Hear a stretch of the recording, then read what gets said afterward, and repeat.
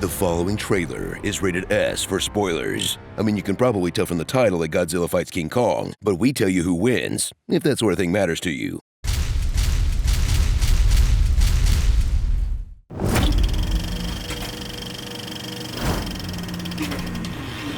In a year where everyone realized we're at the mercy of nature, the world will sublimate that anxiety into watching a giant monkey fight a giant lizard in a perfectly timed release before we snap and punch and or kiss the mailman.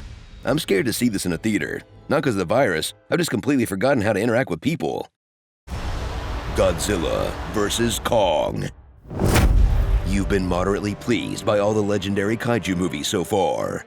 Now, tune in for another bad, sober, good with a buzz installment of the sloppiest franchise running, where character and timeline continuity is more of a suggestion, featuring characters they forgot to mention were related, characters they forgot to mention entirely, and characters who forgot they discovered the Earth was hollow in the last movie. The vortex was a tunnel into the hollow Earth. Doesn't matter, I knew I was right. But one thing remains constant. Absolutely no one watching gives a about any of it. Now make with the monkey fights. Ah, that's the stuff. Meet the humans of the Monsterverse, because I had to, so now you do too. They're just here to yell out what's going on, even though there's no way any of them could possibly know that information. This is why Godzilla attacked the Apex facility. They're trying to replace him. It's the axe. It's drawing radiation from the core like it's charging. Hey, it could be a psionic interface. It's just some lit up tubes, man. How would you know that? But don't worry, they all have a backstory. Whether it's their dead wife, She was my rock, my truth. dead brother, What really went wrong on your brother's mission? dead mom, or screw it, dead everyone. When the storm took over the island, it wiped out the native people. As they carry on the Monsterverse tradition of hiring great actors, then making them say stuff like this with a straight face. Right now, Godzilla's out there and he's hurting people, and we don't know why. Cringe as the overly dramatic dialogue is way funnier than the intentional comedy of the film, as you follow along with the most obnoxious fictional character profession, the podcaster. Something bad is going on here. A vast corporate conspiracy. Brian Tyree Henry rants and raves his way through the sharpest conspiracy theory jokes of 2007. The Illuminati running shadow economies all to fund a hidden colony for the elite. Water. They put fluoride in it. And Millie Bobby Brown returns as his kaiju Anon in training. Theory is it makes you docile, easy to manipulate. Plus, this boy is also there, in this goofy subplot that could be completely cut without anyone noticing. You only need one group of humans to follow in these movies, okay? Everyone else is there to either be squished and or cheer when Godzilla destroys their home. With a title like Godzilla vs. Kong, they better deliver on the fights as they pit the titular titans against each other no less than 3 times. I mean, sure, Godzilla wins 2 out of 3 because, I mean, come on, look at the guy. And yes, Kong spends more time on his back than Riley Reid.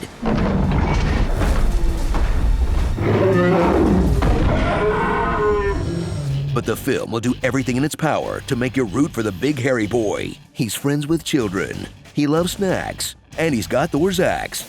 I mean, come on, the only endearing thing Godzilla does is destroy part of Florida. But no Versus movie would be complete without them joining forces at the end against a surprise third fighter. What the hell is that? What the hell is that? What in God's name is that? Mecha Godzilla, That's Mechagodzilla. a giant Jaeger created to fight Godzilla until he loses human control and fights Godzilla, causing the two beasts to team up against this man-made atrocity, and all 3 of them to team up against the city of Hong Kong.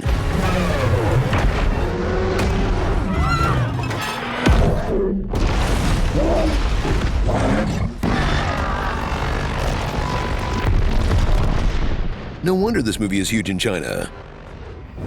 So see it on the biggest screen you can, which for most of us right now is our phone, even though it's probably best suited for one of those theme park rides with moving seats.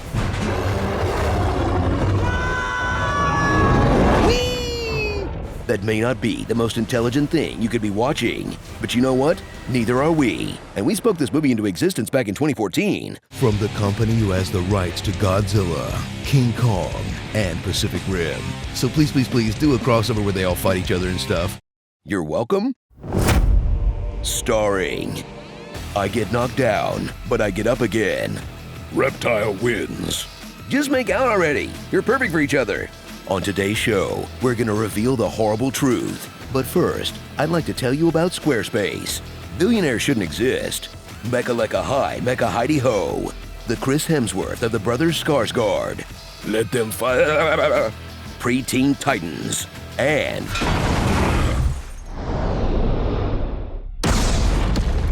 physics? I like Titans Punch-Out. Okay, not trying to kink shame, but why are all these monsters always trying to spit in each other's mouths? That's not a thing real animals do. They learn this from watching people. That's gross. I want to cry so bad, but I don't think I can spare the moisture. I was hiding under your porch because I love you. At least they aren't making a Karen in the Last Manager movie yet. I'm tired of these mother boxes snakes and this mother boxes plane.